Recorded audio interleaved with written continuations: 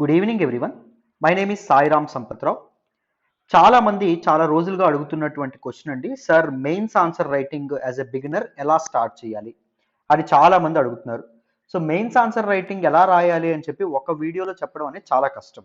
So I will be doing it in parts. Introduction ఎలా రాయాలి, బాగా ఎలా రాయాలి, బాడీ బాగా ఎలా రాయాలి, కన్క్లూజన్ ఎలా రాయాలి. సో ఈ రోజు వీడియోలో మనం ఇంట్రడక్షన్ ఎలా రాయాలి చక్కగా, సో ఒక కాంప్రహెన్సివ్గా ఎలా రాయాలో తెలుసుకుందాం. అండ్ దాంతోపాటు టాపర్స్ ఎలా రాస్తున్నారో మనం అనలైజ్ చేసే ప్రయత్నం చేద్దాం. అర్థమైందా? వాళ్ళు ఎలా రాస్తున్నారు అనలైజ్ చేసే ప్రయత్నం చేద్దాం. సో దట్ మీకు కాంప్రహెన్సివ్ అండర్స్టాండింగ్ అని వస్తుంది. ఎలా రాయాలి, ఎంతసేపట్లో రాయాలి, ఎన్ని వర్డ్స్లో ఇంట్రడక్షన్ రాయాలి, సో ఎలాంటి పదాలు ఉపయోగించాలి, ఎలా ఎఫెక్టివ్ ఇంట్రడక్షన్ అనేది ఎలా ఉండాలి అనేది మీకు తెలుస్తుంది. సో మన హిందూ ఎనాలిసిస్ వెనక కానీ, హిందూ ఎడిటోరియల్ ఎనాలిసిస్ వెనక కానీ, నేను కానీ సురేష్ సార్ చేసేవి, అండ్ దాంతోపాటు చాలా వీడియోస్ చేస్తున్నాము వాటి వెనక కానీ, ఇప్పుడు ఈ గైడెన్స్ వీడియోస్ వెనక కానీ చాలా చాలా ఎఫర్ట్ అనేది ఉంటుందమ్మా. సో మీరు చేయాల్సిందల్లా ఒక్క help. If you really want to acknowledge our efforts, please do hit that like button and మీ ఫ్రెండ్స్తో, ఫెలో ఆస్పిరెంట్స్తో మన ఛానల్ని షేర్ చేసుకోండి. అండ్ ఎలా ఉంది ఎక్స్ప్లెనేషన్ అనేటటువంటి విషయాన్ని కామెంట్ బాక్స్లో కూడా తెలియజేయండి. మీ ఒపీనియన్ కానీ ఏదైనా కామెంట్ బాక్స్లో తెలియజేయండి. ఓకేనా? అండ్ దాంతోపాటు ఓకేనా, చాలా మంది గైడెన్స్ రిలేటెడ్ క్వైరీస్ చాలా ఉన్నాయి సార్ అని చెప్పి నాకు అడుగుతున్నారు. Please note down my number 8500671913. This is my personal WhatsApp number. You can always contact me through this number అండి. ఈ నెంబర్కి మీరు వాట్సాప్లో మెసేజ్ చేయొచ్చు. So that I will clarify your doubts, clarify your queries. ఓకేనా? సో మరి ఇప్పుడు effective introduction ఎలా రాయాలో తెలుసుకుందాం. దాని ముందు బేసిక్స్ అనేవి తెలుసుకుందాం. ఆన్సర్ రైటింగ్ బేసిక్స్ అనేవి తెలుసుకుందాం. వినండి. Look at the basics of answer writing. మీకు ఆన్సర్ రైటింగ్ గురించి కొన్ని బేసిక్ ఆస్పెక్ట్స్ అనేవి తెలియాలి. మీకు ఎగ్జామ్ ఎంతసేపు ఉంటుందంటే 3 గంటలు ఉండడం అనేది జరుగుతుంది. 3 hours మీన్స్ 180 minutes. మీ అందరికీ తెలుసు. ఎగ్జామ్లో ఎన్ని క్వశ్చన్స్ ఇస్తారు సార్ అంటే 20 క్వశ్చన్స్ ఇస్తారు. క్వశ్చన్ పేపర్లో మీకు 20 క్వశ్చన్స్ ఉంటాయి. సో ఎన్ని మార్క్స్కి అంటే మెయిన్స్ పేపర్ GS 1, 2, 3, 4 ఏవి తీసుకున్నా 250 మార్క్స్ మీకు ఉండడం అనేది జరుగుతుంది. 250 మార్కులకి ఎగ్జామ్ అనేది జరుగుతుంది. ఎన్ని క్వశ్చన్స్? 20 క్వశ్చన్స్ ఇస్తారు. ఎంతసేపట్లో రాయాలి? 3 గంటల్లో మీరు రాయాల్సి ఉండడం అనేది జరుగుతుంది. ఈ 20 క్వశ్చన్స్ ఏవైతే ఉన్నాయో ఇందులో కొన్ని క్వశ్చన్స్ 10 మార్కర్ క్వశ్చన్స్ ఉంటాయి. ఇంకో కొన్ని క్వశ్చన్స్ 15 మార్క్స్ క్వశ్చన్స్ అనేవి ఉండడం అనేది జరుగుతుంది. 10 మార్క్స్ క్వశ్చన్స్ ఎన్ని ఉంటాయి సార్ అంటే 10 ఉంటాయి. 15 మార్క్స్ క్వశ్చన్స్ ఎన్ని ఉంటాయి సార్ అంటే 10 ఉంటాయి. 10 మార్కుల క్వశ్చన్లు 10 అంటే 100 మార్కులు. 15 మార్కుల క్వశ్చన్లు 10 అంటే 150 మార్కులు. మొత్తం ఎంత అండి? 250 మార్కులు. ఓకేనా? Right. If you divide the time, దేనికి ఎంత టైం కేటాయించాలి అంటే 10 మార్కర్ క్వశ్చన్స్ని ఎప్పుడైనా గుర్తుపెట్టుకోండి. 10 మార్కర్ క్వశ్చన్స్ని మ్యాక్సిమం 7 minutesలో కంప్లీట్ చేయడానికి ప్రయత్నించాలి. అదే 15 మార్క్స్ క్వశ్చన్స్ ఏవైతే ఉన్నాయో వాటిని మ్యాక్సిమం 11 minutesలో కంప్లీట్ చేయడానికి ప్రయత్నించాలి. మీరు ప్రాక్టీస్ చేసేటప్పుడు కూడా పక్కన మీకు తప్పకుండా స్టాప్ వాచ్ అనేది ఉండాలి. So daily answer writing practice చేసేటప్పుడు కానీ, లేకపోతే ఎప్పుడైనా మీరు ఆన్సర్ రైటింగ్ రాసేటప్పుడు 10 మార్క్స్ క్వశ్చన్స్ 7 minutes దాటకుండా చూసేందుకు ప్రయత్నించండి. 15 మార్క్స్ క్వశ్చన్స్ అయితే 11 minutes దాటకూడదండి, ఎట్టి పరిస్థితుల్లో దాటకూడదు. సో అలా ప్రాక్టీస్ చేయడానికి ప్రయత్నించండి. యూ గో విత్ 6.5 minutesకే ప్రయత్నించండి. అదే మనకి 15 మార్క్స్ క్వశ్చన్స్ 10 minutesలోనే కంప్లీట్ చేసే విధంగా ప్రయత్నించండి. సో ఎగ్జామ్లో మీకు ఎక్స్ట్రా టైం కూడా తర్వాత ఉపయోగపడుతుంది. అర్థమైందా? చూడండి, 10 మార్క్స్ క్వశ్చన్స్ 10 ఉంటాయి అండ్ 7 minutes ఒక్కొక్క దానికి తీసుకోవాలి. Maximum not more then 7 minutes. 15 marks questions 10 ఉంటాయి అండ్ మ్యాక్సిమం 11 minutes మాత్రమే తీసుకోవాలి. 11 minutes కంటే ఎక్కువ తీసుకోకూడదు. This is how you have to manage your time. Right? Next చూడండి. మరి వర్డ్ లిమిట్ ఏంటి సార్? ఎప్పుడైనా గుర్తుపెట్టుకోండి, I recommend all of you to stick to the word limit. ఎంత వర్డ్ లిమిట్ చెప్పారో అంతకే స్టిక్ అవ్వడానికి ప్రయత్నించండి. 10 మార్క్స్ క్వశ్చన్స్ 150 wordsలో కంప్లీట్ చేయాలి. అదే 15 మార్క్స్ క్వశ్చన్స్ 250 wordsలో కంప్లీట్ చేయాలి. అర్థమైందా? Not more then that. ఒకవేళ ఏదో ఒక 10 మార్క్స్ క్వశ్చన్ అనేటటువంటిది మీకు చాలా బాగా వచ్చు అనుకోండి. సపోజ్ మీకు ఫేవరెట్ సబ్జెక్ట్ హిస్టరీ అనుకోండి. హిస్టరీలో మీరు బాగా మోడర్న్ హిస్టరీ మీరు విపరీతంగా చదివేశారు. మోడర్న్ హిస్టరీ నుంచి క్విట్ ఇండియా మూవ్మెంట్ నుంచి ఒక క్వశ్చన్ వచ్చింది. అది మీకు అద్భుతంగా వచ్చు. వాడి ఎంత చక్కగా రాయగలుగుతారంటే అంత చక్కగా రాయగలుగుతారని మీకు నమ్మకం ఉంది. సో అప్పుడు మీరు 150 words కొద్దిగా క్రాస్ అవ్వచ్చు. ఆల్మోస్ట్ 170, 180 words వరకు వెళ్ళొచ్చు. అదే 15 మార్క్స్ క్వశ్చన్ మీకు బాగా వచ్చు అనుకోండి. సపోజ్ ఎకానమీ గురించి కానీ, లేకపోతే ఏదైనా మీరు అప్పుడే ముందు రోజే చదివినటువంటి ఒక పాలసీ గురించి, నేషనల్ ఎడ్యుకేషన్ పాలసీ అప్పుడే చదివారు, నెక్స్ట్ రోజు వచ్చింది. సో దాని మీద మీరు డైరెక్ట్ క్వశ్చన్ వచ్చినప్పుడు రాయాలనుకున్నారు అనుకోండి, 250 కొద్దిగా 280, 290 వరకు మీరు వెళ్ళొచ్చు. అదే బాగా వచ్చినటువంటి క్వశ్చన్స్ ని మాత్రమే దాటాలి, ఎందుకంటే మ్యాక్సిమైజ్ చేసుకోవాలి కాబట్టి మీ మార్క్స్. అర్థమైందా? సో అది గుర్తుపెట్టుకోండి. లేకపోతే మామూలుగా stick to word limit. Word limit దాటకుండా ఉండడానికే ప్రయత్నించండి. అండ్ మీ తాలూకా ఆన్సర్ అనే తాలూకా స్ట్రక్చర్ ఏంటి? 90% your answer should have this structure. 90% of this answers. కొన్ని ఆన్సర్స్కి ఎక్సెప్షన్స్ అనే ఉంటాయి. కొన్నిసార్లు ఎన్యూమరేట్ చేయమంటారు, పాయింట్ వైజ్గా రాయమని చెప్తారు. కొన్నిసార్లు కాస్త ట్రికీగా క్వశ్చన్ ఇవ్వాల్సి వస్తుంది, క్వశ్చన్ ఇవ్వడం అనేది జరుగుతుంది. ఆ టైంలో మనం ఇంట్రడక్షన్ రాయలేకపోవచ్చు, లేకపోతే కన్క్లూజన్ రాయలేకపోవచ్చు, లేకపోతే బాడీలో మార్పులు చేయాల్సి రావచ్చు. సో ఇలాంటివి ఉంటాయి. But 90% of the questions that UPSC asks in mains examination. So మీరు రాయాల్సినటువంటి స్ట్రక్చర్ ఇదే. ఇంట్రడక్షన్ ఫస్ట్, తర్వాత బాడీ, తర్వాత కన్క్లూజన్. ఇదే రాయాలి. ఇంట్రడక్షన్లో only confine to the definition. Most probably డెఫినిషన్కి మనకి సేఫ్ గేమ్ ఆడడం అంటారు, తెలుసు కదా, సేఫ్ గేమ్ ఆడడం అని చెప్పి కొన్నిసార్లు మనం పదం వాడతాం. సో ఇంట్రడక్షన్ సేఫ్గా ఉండాలి అంటే just confine to the definition. అర్థమైందా? అండ్ కొన్నిసార్లు మరి ఇప్పుడు సపోజ్ జాగ్రఫీ నుంచి ఏదైనా వచ్చింది అనుకోండి, సపోజ్ ఏదైనా ఒక ఫినామినన్ అడిగారు అనుకోండి, ఫర్ ఎగ్జాంపుల్ అర్బన్ ఫారెస్ట్ గురించి అడిగారు అనుకోండి, అర్బన్ ఫారెస్ట్ తాలూకా డెఫినేషన్ అనేది మీరు రాస్తారు. That is a concept. కాబట్టి ఒకవేళ GS2లోని కానీ, ఇంటర్నేషనల్ రిలేషన్స్ కానీ, లేకపోతే పాలిటీ గవర్నెన్స్లో కానీ, లేకపోతే GS3 నుంచి కానీ ఏమైనా క్వశ్చన్ వచ్చింది అనుకోండి, సో అప్పుడు మీరు ఏం చేస్తారు? దాని తాలూకా కాంటెక్స్ట్ ఏదైతే ఉంటుందో, ఎందుకు ఆ ప్రశ్న అనేది అడుగుంటారు అది మీరు మైండ్లోకి తెలిస్తే ఆ కాంటెక్స్ట్ అనేది రాయడానికి ప్రయత్నించండి. అర్థమైందా? బాడీలో ఏం రాయాలి? ఎక్స్ప్లెనేషన్ అనేది రాయాలి. అర్థమైందా? You have to explain what ever they have given, whatever the keywords were there in the question లో ఉండేటువంటి కీవర్డ్స్ ఐడెంటిఫై చేసి వాటిని ఎక్స్ప్లెయిన్ చేయడానికి ప్రయత్నిస్తాను. నేను బాడీ ఎలా రాయాలి ఎఫిషియెంట్ గా సెపరేట్ వీడియో చేస్తాను, కంగారు పడదు. This video let us only focus on introduction part of an answer. And conclusion లో what you have to write, summary రాయడానికి ప్రయత్నించండి. అదే whatever you have return the summary or way forward రాయడానికి ప్రయత్నించాలి. అదే కన్క్లూజన్ లో different kinds ఏంటి, ఏ question, ఎలాంటి క్వశ్చన్కి ఎలాంటి కన్క్లూజన్ రాయాలనే దాని మీద కూడా మనం సెపరేట్ వీడియో చేద్దాం. బట్ ఇంట్రడక్షన్ ఎలా రాయాలో ఈ వీడియోలో తెలుసుకుందాం, జాగ్రత్తగా వినండి. చూడండి నాన్న, ఇంట్రడక్షన్లో మోస్ట్ ప్రాబబుల్లీ మీరు రాయాల్సినటువంటిది డెఫినేషన్. ముఖ్యంగా జాగ్రఫీ నుంచి క్వశ్చన్ వచ్చినా, లేకపోతే సైన్స్ అండ్ టెక్నాలజీ గురించి ఏవైనా మీకు క్వశ్చన్స్ వచ్చినా, ఒక different concepts, environment and ecology గురించి కానీ ఏదైనా సెపరేట్ కాన్సెప్ట్స్, డిఫరెంట్ కాన్సెప్ట్స్ వచ్చినా, confine yourself with only for the definition. డెఫినేషన్కి మాత్రమే కన్ఫైన్ అవ్వడానికి ప్రయత్నించండి. ఒకవేళ GS2 GS3 గురించి మీకు క్వశ్చన్ వచ్చింది అనుకోండి, suppose US exit from Afghanistan గురించి మీకు క్వశ్చన్ వచ్చింది అనుకోండి, సో దాని గురించి మీరు క్వశ్చన్ రాసేటప్పుడు మీరు ఏం రాయాలి? You have to mention the context why the question being asked, because US has withdrawn its troops from Afghanistan recently, right? So then it triggered the emergence of Taliban, and it triggered the emergence of geopolitical chaos, and triggered the emergence of this turmoil అని చెప్పి, regional turmoil అని చెప్పి మీరు introduction లో చక్కగా రాయొచ్చు.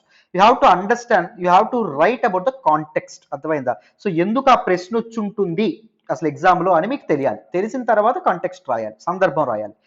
లేకపోతే setting a rhythm or mood. Suppose ఏదైనా హిస్టరీలో ఏదైనా బ్యాటిల్ గురించి కానీ, లేకపోతే ఏదైనా ఈవెంట్ గురించి కానీ, ఏదైనా పెద్ద సంఘటన గురించి కానీ, ఇప్పుడు క్విట్ ఇండియా మూమెంట్ కానీ, లేకపోతే నాన్ కోఆపరేషన్ మూమెంట్ గురించి కానీ, లేకపోతే ఏదో ఒక బ్యాటిల్ గురించి కానీ, లేకపోతే ఇప్పుడు World War II కానీ, ఇలాంటివి వచ్చినప్పుడు what you need to do, you need to set up the rhythm లేదా mood of the question.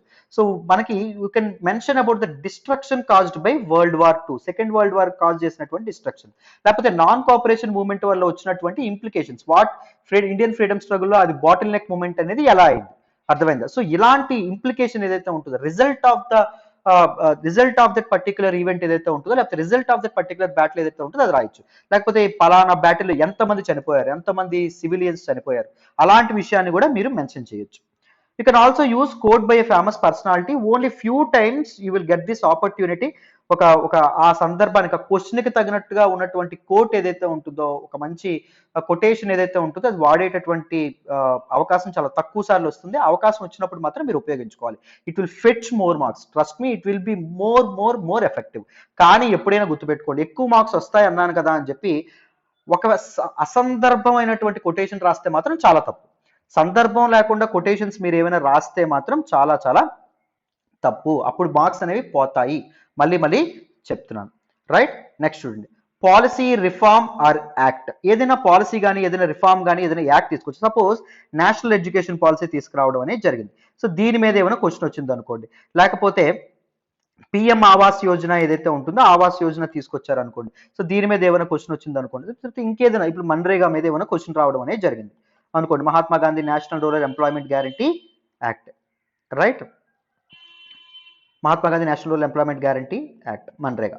So MNREGA మీద క్వశ్చన్ వచ్చినప్పుడు ఏం చేస్తారు? Aim of that particular policy, ఎందుకు ఆ పాలసీ డెసిషన్ అనేది తీసుకున్నారు, ఎందుకు ఆ పర్టికులర్ స్కీమ్ అనేది లాంచ్ చేశారు, లేకపోతే what is the rational behind government action, government దేనికోసం ఆ తాలూకు దేన్ని సాధించడానికి ఆ పర్టికులర్ రిఫార్మ్ కానీ, ఇప్పుడు suppose GST is a economic reform అనుకోండి, ఎకనామిక్ రిఫార్మ్ మీ అందరికీ తెలుసు 101 కాన్స్టిట్యూషనల్ అమెండ్మెంట్ యాక్ట్ ద్వారా ఇది తీసుకురావడం అనేది జరిగింది 2016లో. బట్ ఎందుకు జిఎస్టీ అనేటటువంటి తీసుకురావడం అనేది జరిగింది? To liberalise the taxation policy in India, right, to simplify the taxation policy in India, right. లేకపోతే లేబర్ కోడ్స్ గురించి మనకి క్వశ్చన్ వచ్చింది అనుకోండి, లేబర్ కోడ్స్ అనేవి ఎందుకు తీసుకొచ్చారు? These lot many number of labour codes అనేవి ఉన్నాయి కాబట్టి వాటన్నిటి సింప్లిఫై చేయడానికి, వాటన్నిటి సింగిల్ లా కింద కూర్చోడానికి ఈ లేబర్ కోడ్స్ ఏవైతే ఉన్నాయో వాటిని తీసుకొచ్చారు. లేకపోతే మనకి అగ్రికల్చరల్ బిల్స్ మీద క్వశ్చన్ వచ్చినప్పుడు what is the rational behind the government, అదే గవర్నమెంట్ యొక్క ఆలోచన ఏంటి, దాంతో స్టార్ట్ చేయడం అనేది జరగాలి. అదే ఇంట్రడక్షన్ లో వీటిని మాత్రం కన్ఫైన్ అవ్వడానికి ప్రయత్నించండి. డోంట్ యునో ఎక్కువ రాసేస్తే ఇంట్రడక్షన్ లో మార్కులు పడిపోతాయని చెప్పి, లేకపోతే ఫ్లవరీ లాంగ్వేజ్ రాస్తే మార్క్స్ పడతాయని చెప్పి ఎప్పుడూ అనుకోకూడదు. అర్థమైందా? You should have enough content, right, అది గుర్తుపెట్టుకోండి. ఇంట్రడక్షన్ షార్ట్ గా ఉండాలి, ఎఫెక్టివ్ గా ఉండాలి. చూడండి ఒకసారి గుడ్ ఇంట్రడక్షన్ కి ఏమేమి ఉంటాయో నేను చెప్తాను, వినండి. చూడండి, good introduction will always have, good introduction మంచి ఇంట్రడక్షన్ కి ఎలా ఉంటుందంటే it will be short, crisp, clear and to the point అండి. చాలా చిన్నగా ఉంటుంది, ఎప్పుడైనా గుర్తుపెట్టుకోండి. మనకి 10 మార్క్స్ క్వశ్చన్ కి వర్డ్ లిమిట్ ఎంత? 150 వర్డ్స్. అదే 15 మార్క్స్ క్వశ్చన్స్ ఏవైతే ఉన్నాయో వాటికి వర్డ్ లిమిట్ ఎంత అని చెప్పుకున్నాం? 250 వర్డ్స్ అని చెప్పుకున్నాం. 150 వర్డ్స్ లో మీరు if you look at the breakup, introduction కి మీరు ఎంత తీసుకోవాలంటే 20 వర్డ్స్, మాక్సిమం 20 వర్డ్స్ మాత్రమే తీసుకోవాలి. సో బాడీ ఏదైతే ఉంటుందో బాడీకి 100 వర్డ్స్ తీసుకోవాలి. కన్క్లూజన్ ఏదైతే ఉంటుందో దానికి 30 వర్డ్స్ తీసుకోవాలి. This will be the word limited. Different parts of the question కి ఇది బ్రేకప్ అవ్వాలి. 250 వర్డ్స్ మీరు తీసుకుంటే ఇంట్రడక్షన్ ఏదైతే ఉంటుందో ఇంట్రడక్షన్ 30 వర్డ్స్ అవ్వాలి. అదే బాడీ ఏదైతే ఉంటుందో బాడీ 180 వర్డ్స్ అవ్వాలి. కన్క్లూజన్ ఏదైతే ఉంటుందో conclusion it should be 40 words. So ఇలా మీరు బ్రేకప్ అనేది చేసుకోవాలి. 20 వర్డ్స్ 30 వర్డ్స్ అంటే ఎంతో తెలుసా? 20 వర్డ్స్ అంటే నాట్ మోర్ దెన్ 2 సెంటెన్సెస్ అండి, 2 లైన్స్. 2 వాక్యాల కంటే ఎక్కువ రాయకూడదు ఇంట్రడక్షన్ లో. సో ఇక్కడ మనం తీసుకుంటే not more than 3 lines. 250 words question అయితే, 15 మార్క్స్ క్వశ్చన్ అయితే 3 లైన్స్ కంటే ఎక్కువ రాయకూడదు. ఎంత తక్కువ ఉండాలో చూడండి ఇంట్రడక్షన్. అర్థమైందా? ఆలోచించండి. అంత చిన్నగా ఉండాలి ఇండక్షన్ భారతం రాసినట్టు మాత్రం రాయకూడదు. Not more than 2 lines or not more than for 15 marks questions not more than 3 lines. జాగ్రత్తగా గుర్తుపెట్టుకోండి. And focus should always be on the keywords in the question. So మీకు క్వశ్చన్ లో ఇచ్చినటువంటి కీవర్డ్ గురించి మాత్రమే ఇంట్రడక్షన్ లో రాయాలి. No out of the context అనేది మీరు రాయకూడదు. You shouldn't deviate from the context కి డీవియేట్ అవుతూ ఇంట్రడక్షన్ లో రాయకూడదు. ఇంట్రడక్షన్ అనేది డీవియేట్ అయితే మొత్తం పోతుందండి. అర్థమైందా? మనకి సినిమాలో ఇంట్రడక్షన్ ఏదైతే ఉంటుందో ఇంట్రడక్షన్ అనేది బాగా చూడడానికి చూస్తారు. ఒక బాహుబలి లాంటి ఇంట్రడక్షన్ రాయాలి, ఒక రాకీ బాయ్ లాంటి ఇంట్రడక్షన్ ఏదైతే ఉంటుందో అలాంటి ఇంట్రడక్షన్స్ రాయడానికి ప్రయత్నించాలి. పవర్ఫుల్ ఇంట్రడక్షన్ ఉండాలి, క్రిస్ప్ గా ఉండాలి, చూడగానే అట్రాక్ట్ అయ్యేటటువంటి ఇంట్రడక్షన్ రాయడానికి ప్రయత్నించాలి. ఇంట్రడక్షన్ సందర్భం నుంచి డీవియేట్ అవ్వకూడదు. It should only focus on the keyword in the particular question. You need to identify the specific keyword in the question and you need to introduce that particular keyword by using definitions అయినా ఆ introduction లో మీరు definitions ఉపయోగించవచ్చు, context అయినా రావచ్చు. You can set the mood of the question, mood అయినా మీరు set చేయొచ్చు, లేదా ప్లాట్ఫామ్ ఎందుకు రాస్తున్నానైనా చెప్పొచ్చు, రైట్. సో ఇలాంటి డిఫరెంట్ ఆస్పెక్ట్స్, లేకపోతే aim of a particular policy వాటి గురించి అయినా మీరు మెన్షన్ చేయొచ్చు.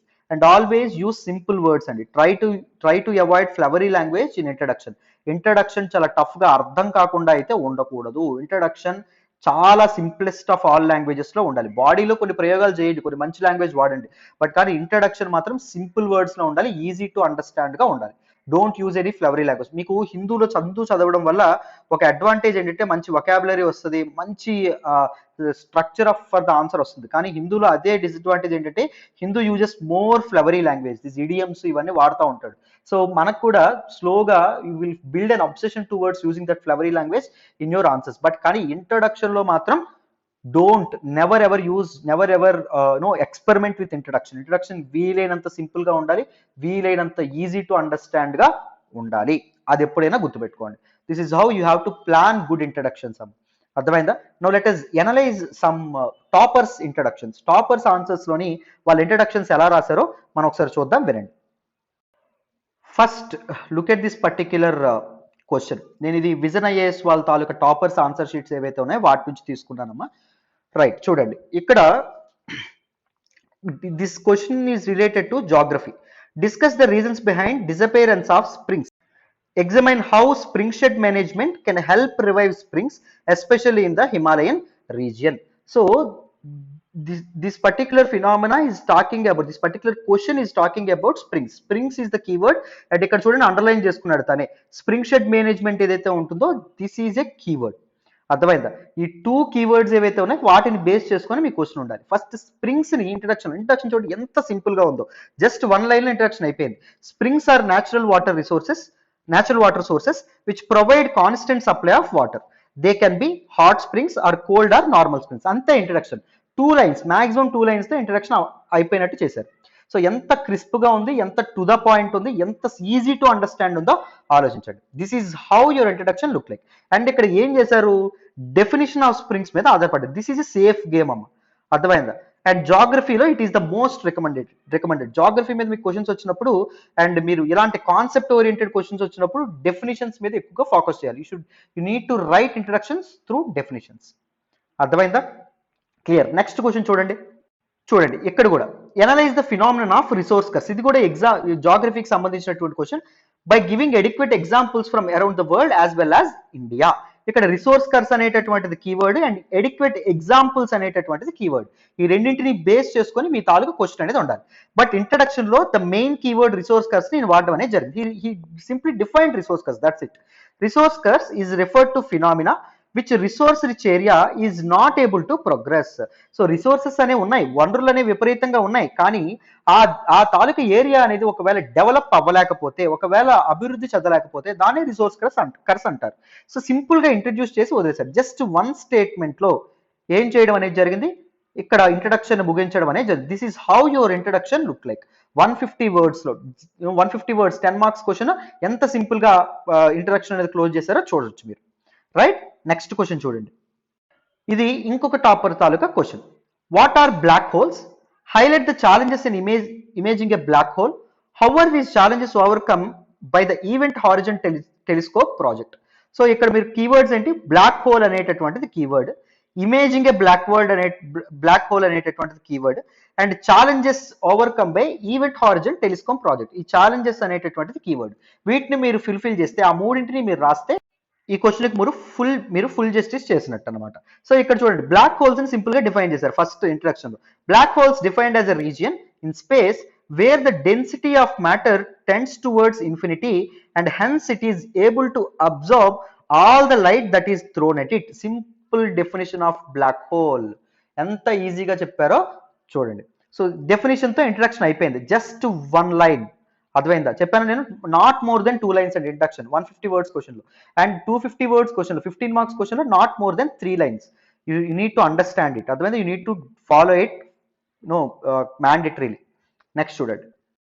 Next this question is related to governance, GS paper 2. So ఇక్కడ చూడండి, ఈ క్వశ్చన్ ఏంటో చూడండి. Citizen charters make administration both accountable and citizen friendly. However, over time, in large number of offices, citizen charters have fallen into disuse. Suggest measures that can make the charters effective tools bringing accountability in public service. So ఇక్కడ citizen, simple గా మీకు అర్థం చేసుకోవాల్సింది ఏంటంటే, the main keyword in this particular question is citizen charter. So here what he did, so ఆ student ఏం చేశారు, citizen charter simple గా డిఫైన్ చేయడం అనేది జరిగింది. Citizen charters refer to set of commitment by public service providers which include quality of service, time duration and list of services and a robust grievance redressal mechanism. ఎంత simple గా 1 line లో introduction అనేది అయిపోయింది. This is how your introduction should look like. Short గా, crisp గా, to the point ఉండడానికి ప్రయత్నించాలి. Next చూడండి. This question is also related to GS paper 1 society and GS paper 2 social issues లో కూడా మనం మాట్లాడతాం. చూడండి, highlight the ways in which digital divide perpetuates and manifests itself in India. Discuss the importance of steps taken by the government to bridge this divide. So keyword ఏంటి, digital divide అనేటటువంటిది keyword. Simple గా definition రాసేసారు. Digital divide refers to unequal access to digital infrastructure or facilities because of several reasons. This is a safe game. So introduction రాయడం అనేది చాలా safe game. So ఇక్కడ మీరు ఇంకెలా రాయొచ్చు, you can also write about the context. So COVID-19 రీసెంట్గా వచ్చినటువంటి COVID-19 ఎలా ఎక్స్పోజ్ చేయడం అనేది జరిగింది ఇండియాలో ఉన్నటువంటి డిజిటల్ డివైడ్. లేకపోతే you can coat some report. So digital divide మీద డిఫరెంట్ ఏజెన్సీస్ తీసుకొచ్చినటువంటి రిపోర్ట్ ఏదైతే ఉంటుందో you can always start with a report. ఆ రిపోర్ట్ అనేది రీసెంట్గా వచ్చింది అని కూడా మీరు స్టార్ట్ చేయొచ్చు. That is how an effective introduction can will look like. అర్థమైందా? నెక్స్ట్ చూడండి. This question is related to GS paper 1 అన్న, history related. The Quit India movement marked a new direction in the struggle against the British colonial rule in India. Analyze. So keyword ఏంటి? Quit India movement. Quit India movement గురించి question అడగడం అనేది జరుగుతుంది. So ఇక్కడ ఏం చేయడం, ఇది 150 marks question. చూడండి ఇక్కడ మన టాపర్ ఏం చేశారు. The quit India movement was initiated by Mahatma Gandhi after the failure of the క్రిప్స్ mission to agree to national demand of immediate transfer of power in the backdrop of second world war. ఇక్కడ ఏం చేశారు, context quit India movement అనేది ఏ సందర్భంలో rise అవ్వడం అనేది జరిగింది, what is the reason for the rise of Quit India Movement అనేటటువంటి విషయాన్ని ఇక్కడ ఇంట్రడక్షన్ లో చెప్పడం అనేది జరిగింది. ఏం చెప్పుకున్నాం, డెఫినిషన్ లేదా context, why quit India movement ఏ సందర్భంలో రైజ్ అయింది, లేకపోతే ఇంకొక విషయం ఈ పలానా క్వశ్చన్ ఎందుకు అడగడం అనేది జరిగింది. అర్థమైందా? ఇప్పుడు సపోజ్ మనకి ఇండస్ వ్యాలీ సివిలైజేషన్ ఏదైతే ఉంటుందో, ఇండస్ వ్యాలీ సివిలైజేషన్ మీద, హరప్పా నాగరికత మీద మనకు క్వశ్చన్ వచ్చింది అనుకోండి. సపోజ్ వాటర్ హార్నెసింగ్ సిస్టమ్ మీద క్వశ్చన్ వచ్చింది అనుకోండి. వాటర్ హార్నెసింగ్ సిస్టమ్ అంటే మనకి ఏం గుర్తు రావాలి, Dholavira.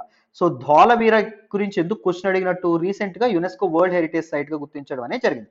Recently UNESCO declared Dholavira as 39th world heritage site in India. So ఇలాగా మీరు ఇంట్రడక్షన్ స్టార్ట్ చేస్తారు, why it was in news. So అలా మీరు ఇంట్రడక్షన్ తో మొదలు పెట్టినా చాలా ఎఫెక్టివ్ గా ఉంటుంది answer. But always remember, introduction should look very crisp, very short, very precise. Next చూడండి. The end of world war second mark the birth of a new international order examine. So ఇది world war 2 గురించి question వచ్చింది. So ఇక్కడ ఎలా రాశారో చూడండి. World war 2 ended on 2nd September 1945. 1945 September 2వ తారీఖున ఎండ్ అవ్వడం అనేది జరిగింది. Exactly 6 years after it was started. Start అయిన తర్వాత 6 years తర్వాత it saw death of million of people, use of nuclear weapons for the first time, new alliances and hence gave rise to a new international order. So question మొత్తాన్ని introduction లోనే పెట్టేయడం అనేది జరిగింది. So ఇక్కడ కూడా they are trying to mention the context and they are trying to set the mood of the question. చూడండి, death of million people, 10 లక్షల మంది చనిపోయారు. అండ్ దాంతో పాటు న్యూక్లియర్ వెపన్స్ కూడా వాడడం అనేది జరిగింది. They are the writer he's trying to set up the mood of the particular question. అర్థమైందా? And he also touched the other important aspect, international order, new international order, that is multipolar order to bipolar order. So దాన్ని ఇక్కడ mention చేయడం అనేది జరిగింది. ఇదే question ఇంకొక topper ఎలా handle చేశారో చూడండి. చూసారా మీకు ఇక్కడ 2 lines, 2 lines, not more than 2 lines introduction. మీరు ప్రతి క్వశ్చన్ లోనూ గమనించవచ్చు ఇంట్రడక్షన్ ఎంత షార్ట్ గా రాశారో. నెక్స్ట్ చూడండి. సో ఇక్కడ ఉన్నటువంటి క్వశ్చన్ మీరు చూడండి. The advent of Buddhism and Jainism was instrumental in the development of architecture in ancient India. Discuss.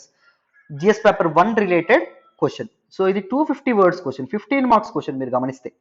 So here that topper ఎవరైతే ఉన్నారో తను రాసినటువంటి వ్యక్తి, she took the advantage of writing a lot many content in the introduction itself. Introduction లోనే ఎంత content రాయడానికి ప్రయత్నించారు చూడండి. However, it was crisp మీరు గమనిస్తే. Buddhism and Jainism emerged in 2nd BC in India in present day states. 2nd BC కాదు, ఇది 6th century BC. Present states of Uttar Pradesh and Bihar.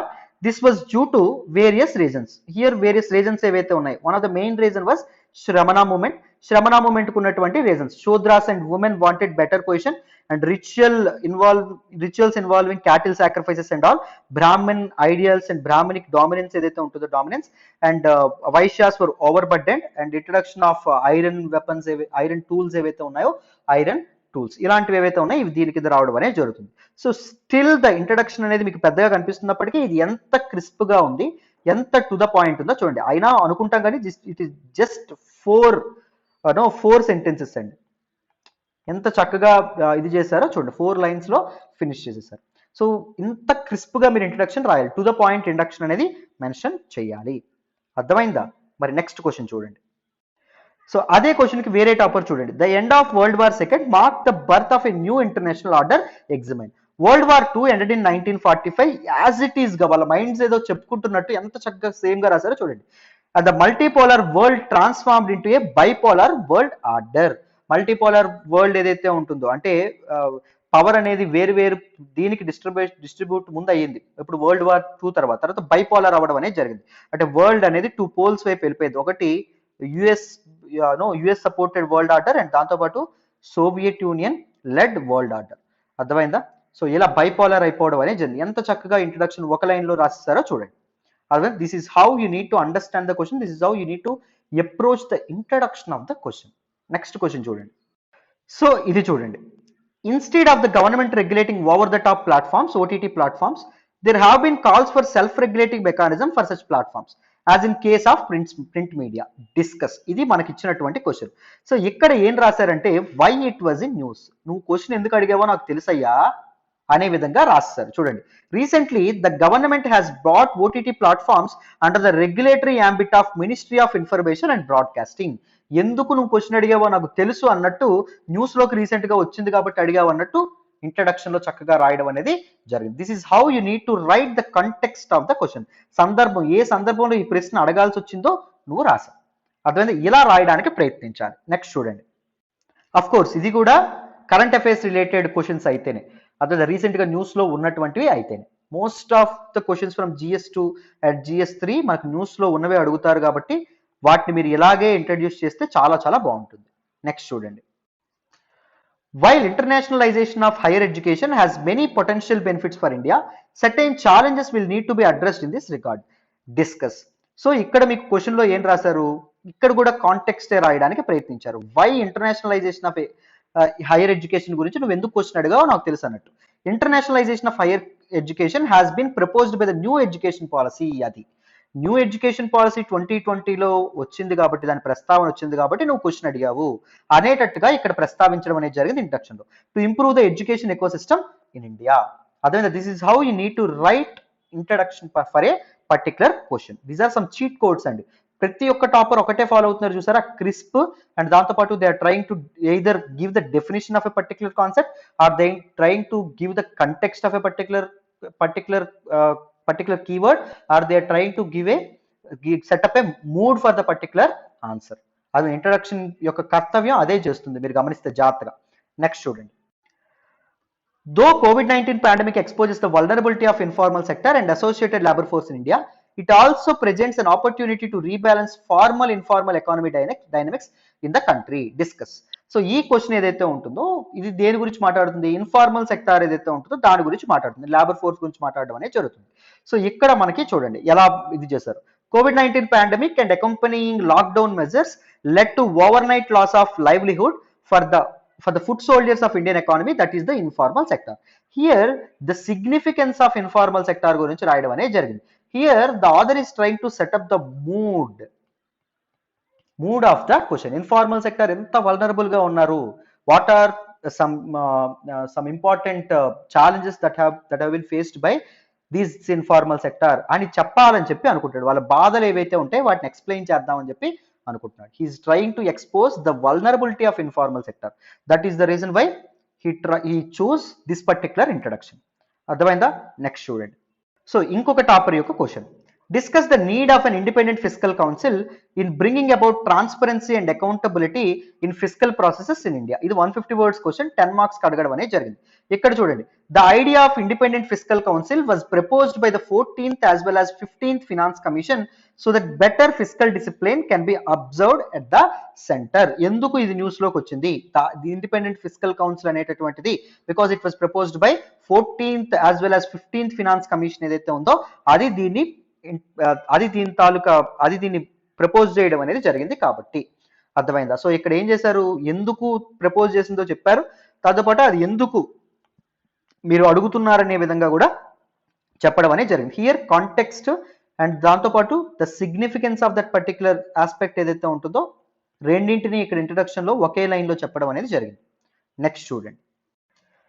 Zero budget natural farming provides an alternative to capital and chemical intensive agriculture currently being practiced in India. Analyze. So zero budget natural farming ఏదైతే ఉంటుందో this is the keyword. So ఇక్కడ ఏం చూస్ చేసుకున్నారు చూడండి, ఒకసారి introduction చదవండి. Recently Sikkim was awarded by the FAO, Food and Agriculture Organization, for its high adoption of zero budget natural farming achieving 100% of organic farming. So recent గా news లోకి ఎందుకు వచ్చింది, నువ్వు ఎందుకు నాకు ఆ క్వశ్చన్ అడిగావో నాకు తెలుసు, జీరో బడ్జెట్ న్యాచురల్ ఫార్మింగ్ మీద ఎందుకు నువ్వు క్వశ్చన్ అడిగావో నాకు తెలుసు అనే విధంగా చెప్పడం అనేది జరిగింది. So it simply showcases the authenticity అండి, it simply showcases your hard work, you're following the news అని చెప్పి తెలియకనే మన ఎవరైతే పేపర్ని కరెక్ట్ చేస్తారో వాళ్ళకి తెలియడం అనేది జరుగుతుంది. రైట్, నెక్స్ట్ చూడండి.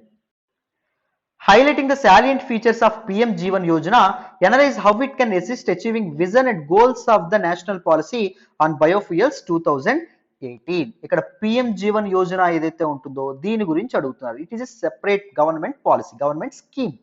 రైట్, ఇక్కడ ఏం చేస్తారు, ఎయిమ్ ఏదైతే ఉంటుందో ఎయిమ్ ని మెన్షన్ చేయడానికి ప్రయత్నించారు. చూడండి, PM Jeevan Yojana aims to increase the adoption and production of Jeev Indhan, that is biofuels ని అడాప్ట్ చేసుకోవడానికి, ప్రొడ్యూస్ చేయడానికి దీన్ని తీసుకురావడం అనేది జరిగింది. The aim of that particular scheme తో వచ్చారు. వన్ లైన్ లో ఇంట్రొడక్షన్ అయిపోయింది.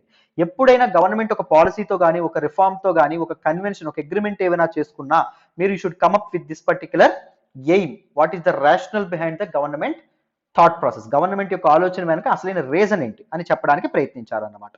నెక్స్ట్ చూడండి. While mentioning the objective of the Arms Trade Treaty, discuss the challenges which were hindering the utilization of ATT to its full potential. So ఇక్కడ keyword ఏంటి, arms trade treaty. So ఇక్కడ treaty లేదా convention కూడా ఇక్కడ aim అని చెప్పడానికి ప్రయత్నించారు. చూడండి, arms trade treaty AIIMS to regulate the trade of arms among governments or private companies. So ఏదైనా కన్వెన్షన్ కానీ, లేకపోతే ఏదైనా డెసిషన్ కానీ, లేకపోతే ఏదైనా పాలసీ కానీ, లేకపోతే ఏదైనా వెల్ఫేర్ స్కీమ్ ఏదైతే ఉంటుందో వెల్ఫేర్ స్కీమ్ కానీ, the best way to introduce that particular answer is by providing the aim or vision or the objective of that particular decision or convention or policy. ఇది మీరు జాగ్రత్తగా గుర్తుపెట్టుకోవాలి. So this is how you can write one of the best introductions for your answers అండి. అర్థమైందా? So that is the reason why I have discussed and explain ample number of toppers answers. ఎందుకు ఇన్ని చూపించానంటే మీరు ఒక common aspect అనేది observe చేస్తారు కాబట్టి. What was the common aspect? It was all the introductions were short. మీరు అది గమనించవచ్చు, 1 or 2 lines లోనే ఉండడం అనేది జరిగింది. All the introductions are crisp, all the introductions are to the point, all the introductions focused on the keyword of that particular question. Right, వీటి మీద ఎక్కువగా ఫోకస్ చేయడం అనేది జరిగింది.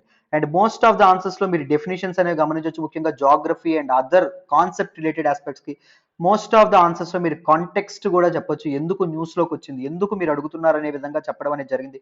మోస్ట్ ఆఫ్ ద ఆన్సర్స్ లో సిగ్నిఫికెన్స్ ఏదైతే ఉంటుందో సిగ్నిఫికెన్స్ గురించి కూడా మాట్లాడారు. కొన్ని దగ్గరలో ఎయిమ్, మనం ఇప్పుడు ఈ పర్టికులర్ ఆస్పెక్ట్స్ లో ఎయిమ్ గురించి మాట్లాడడం అనేది జరిగింది. ఇంకొన్ని దగ్గరలో మనం ఏం అబ్జర్వ్ చేయొచ్చు అంటే mood of that particular answer. So ఏం చెప్పాలనుకుంటున్నారో దాని గురించి కూడా మెన్షన్ చేయడం అనేది జరిగింది. సో ఇలా మీరు ట్రై చేస్తే ఇంట్రడక్షన్స్ అనేవి చాలా చాలా బాగుంటాయి. ఇక మీదట మీరు ఆన్సర్ రైటింగ్ ప్రాక్టీస్ చేసేటప్పుడు ఈ విధంగా ట్రై చేయడానికి ప్రయత్నించండి. ఓకేనా? సో మీరు చక్కగా మన ఆన్సర్ రైటింగ్ ప్రాక్టీస్ కూడా చూస్ చేసుకోవచ్చు. మన కోర్స్ ఉంది, 5000 రూపీస్కి లైఫ్ టైం వ్యాలిడీతో అందిస్తున్నటువంటి కోర్సు. నేనే ఎవ్రీడే క్వశ్చన్ ఇస్తాను, దానికి ఆన్సర్స్ కూడా నేనే కరెక్ట్ చేయడం అనేది జరుగుతుంది. మీరు రాసినటువంటి ఆన్సర్స్ నేనే కరెక్ట్ చేస్తాను. And everyday weekly answer writing మీద సెషన్స్ కూడా తీసుకోవడం అనేది జరుగుతుంది.